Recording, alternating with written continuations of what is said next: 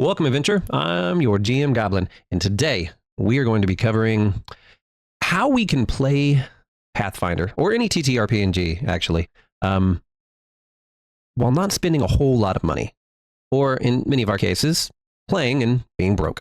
I saw this on a Reddit here recently, and I figured I would cover my views on it and my experience, which for someone who has played Dungeons and Dragons starting back in second edition, quarter of a century? I'm pretty sure I've done just about a little bit of everything. So let's take a look at some of our options. One of the first things we have to deal with is going to be a map. Now, we can all do our own stories if we have to. We can all make things up or find something online. But maps, being that there's a lot of space and strategy to your game, whether it's how many squares you can do or how many you can move and still keep things there. And I've done Theater of the Mind before. Maps are one of the hardest things that people can do, and then they don't want to spend a lot of money on it. And I understand. One of the things that you might look at are the pre-made kind of eraser maps. Now, some of them come out like this, where they are either a roll or a sheet, or in some cases, cardstock, that have a map, usually on both sides. And usually they're glossy, so you can put a dry erase to it.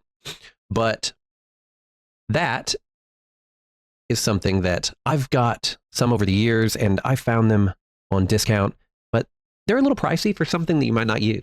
Now, I do have buildings that I will break out every once in a while, and I use them to just set up quick buildings, and I use it on my map. But they're not what I recommend for people. If you're going to buy one thing for your games, this is what I recommend. The last thing I showed you is about 20 bucks. This is probably about 20 bucks. And you might be able to find it a little cheaper. If you can, or if you've got some other cheaper versions for this kind of stuff, put them in the comments below. This is just a dry erase mat. This one is 23 by 27 inches. You get one of these. You get dry erase markers, $1 a pack at the dollar store. And this is what I used for a large portion of my D&D history. And I've gone through several of them, either because I lost them, my child decides it's going to be using permanent marker to draw on. But this is what I recommend. If you buy one thing, and this is the one thing that I think you really need to play, then I would get this. And we'll talk about books and stuff here in just a second, but if you're looking for a way to be able to play, then buy this. And I think you'll be good. A lot of people are going to say, well, what about figures or tokens? Well, tokens, if you want, you can buy them. This is a pack of tokens, $2, $2.25, something like that, off of eBay. You can find people that have lots of these tokens that you can get just in sheets. And you can find them game stores, bookstores, and a lot of times they go on sale. I've gotten stuff like this, just like my tiles, that they were selling for a quarter, tenth of the price almost. You can find them online nowadays. You can use cardboard. So I have used cardboard to make figures. This dollar hot glue gun, you can make 3D terrain if you really want to. I've also used cardboard itself and just paper to draw out the image. The only difference is, obviously, you can't erase it, but you could make the map yourself by using this. This person used acrylic caulk filler and a plastic back canvas. I mean, a little bit of know-how, a little bit of pain, obviously. And then take a yardstick, draw a line on there, go over it with a clear acrylic, and you're going to make yourself a map that you can use dry erase on, and it only costs you a couple bucks. It does take a little bit of know-how. You might have to have a tool or two to do it, but it's an easy way to do it. Like I said, I've used just paper and cardboard. Drew out the squares, and then you don't put anything directly on the cardboard because you're going to ruin it. And then if you have other cardboard, we all get Amazon. Take that and use a marker, color in a building or something, and use those or those general shapes on top of your cardboard map. Doing that is going to allow you to change your scene up and still keep something. I've done this for impromptu games within the last handful of years. I've done it with my kids just to play around, just by pulling out a sheet of paper and drawing a little map. Just having a map or something you can use as a battle map. And then, I know some purists, using a ruler or something to measure your distance, eyeing it a little bit, then you're good. If you're a Warhammer 40K player or something like that for tactical tables like that, then you know how to do that. When it comes to miniatures, which is another thing that people always get onto, there is lots of stuff. Now, these are $17 to get a print of these, and these are little cardboard miniatures. You can go find at used bookstores older token sets that have tokens, like I accidentally showed you this in advance, and like this, which these are really good. They're just printed tokens, and they're not too expensive. You can find them all over the internet. You can buy a set of 25. A lot of them will come with plastic bases like this, or some of them you just fold, and they're designed to be super cheap. You can buy and print these at cardstock at Staples and find free prints or free patterns, then cut them out. Fold them, a little bit of glue, congratulations, you're done. If you've got a 3D printer, then you can print out tokens. They have tokens, not just big three-dimensionals, but these simple ones that will not cost you that much filament or resin. And you can either buy these, which this is actually purchased off someone, or print them yourself for next to nothing. But like I said, if you're running low on cash or you've got an impromptu gain, I have used bottle caps or tokens, dry erase, put an emblem on it, wipe it off, put something else on it that you need. I've used coins, whatever size I need, slugs from if you've done any electrical work, cutting out pieces of cardboard.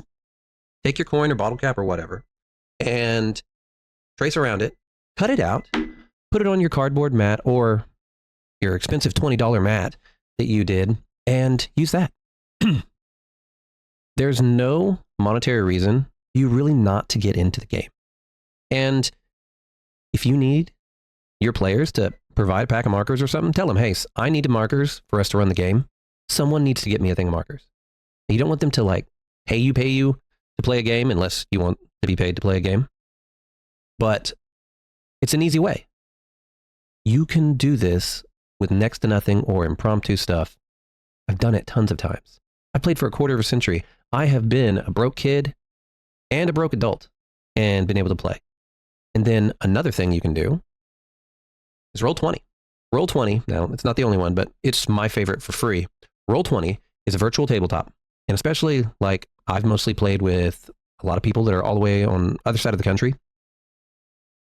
Roll20 is free. You can draw, you can create tokens, you can size them, you can get maps. We all Google Maps and just copy and paste. You can go buy maps and everything if you want something specific or if you want some real pretty ones, but there is enough free content for you to play forever and never have to worry about having to use the same map over and over again. I know because I've done it. I have played online games for almost a decade now, and even before then, I could find maps online. So Roll20, if you're willing to do a virtual tabletop, is great. I have an old table and an old TV that I turned into a virtual tabletop. And so my at-home games are run on a virtual tabletop with tokens or whatever I'm using for those tokens right now. But I also have a 3D printer. And that's what I run my games on. And the table didn't cost me anything. The TV was old and it needed to be replaced or tossed anyway. And so I think it cost me the time to cut it and a couple boards for reinforcement. And then I had a big piece of acrylic. And so I made a table. I mean, you could put a piece of acrylic over a TV that you're using. Or if you used really light tokens, cardboard or something, for your characters, you could put it down or take your TV and set it down and run your game on a virtual tabletop with each player controlling their character and moving them around everywhere. And you'd be able to have everyone right there with what you already have. Everyone mostly has a phone. Most people have either an electronic device or something else, and you can run this from a phone. I run Foundry, which does cost, but I can run Foundry from a phone, a tablet, or a PC. And so that's what I prefer to use. But this, Roll20, is free. And it is excellent. It does everything and more that your normal dry erase board is going to do. And if you're willing to put a TV on its back or build something for it, then you can have that in your home. I've seen people that literally either have made a box for their TV and it sets up, and then whenever they play, all they do is take it, turn it, set it down on their big dining table, and then that's what they use. And then they set it right back up. Take a 46, 50, 60-inch TV or whatever, and then that's just what they do. When it comes to rules, congratulations. Even those of us with books, we use online. It's cheaper. I can put hyperlinks to everything. And I don't have to worry about it. I put everything into Notion or ClickUp or some other file, and I can click to it and look at all my resources digitally. All my stuff is digital now. I have PDFs. Some of them I found or were given, but I have PDFs of tons of books, especially stuff that I have had for decades from 3rd edition, and I keep the PDFs on my computer. You can see all of this. For those of you that are running 5e for some reason, you can look up and look at D&D 5e Wiki, and you can see stuff all day. D&D or 5e Tool is one. Looks a little bit different. I like the layout, but you can get classes, species, all your magical items. Reddit is a great place for ideas for things. And then same thing for Pathfinder. Pathfinder, I use D20 PFSRD right here. I have all the rules for Pathfinder. I have all of the 3rd edition rules, or the 3P rules for Pathfinder 1E, which is what we always run. And this is what we reference in chat, anything else. This is it. I mean, there's even a lot of the rules just out here. Although Pathfinder has always been very open. So you could always get all the rules to Pathfinder, which is another reason why it's amazing, guys. And you can get 1st and 2nd edition, all your rules just right there. You don't need to buy a book. They have made it to where you can play. And then you buy a book because you want to support them and you love the game. And when it comes to adventures, this is just the first thing that I pulled up. And this is Tyler's Adventures. I do not know any of these adventures, so I can't say how good they are. But, nope, never mind. That's what I was looking for, right? Okay. And, of course, Paizo is busted today. But you will find people with links to free adventures. Paizo has multiple free adventures, APs. I think all the We Was Goblins stuff is free. You can find free things on the internet where they'll have links to Paizo Adventures. You can do the same thing for 5e. You can find stuff from the old Dragon magazines. There's tons of old stuff, especially, that is no longer printed. And it is just out there, like all the Dragon magazines. And they have tons of adventures in them, especially if you don't mind doing a little bit of work with it. And I mean, I have tons of books. I have these books. I have books in my wife's room. But a lot of it I either did just from my own imagination, writing my own stories, or I found stuff online. You can get full free adventures, no problem, run online. All of us can play, as long as you're willing.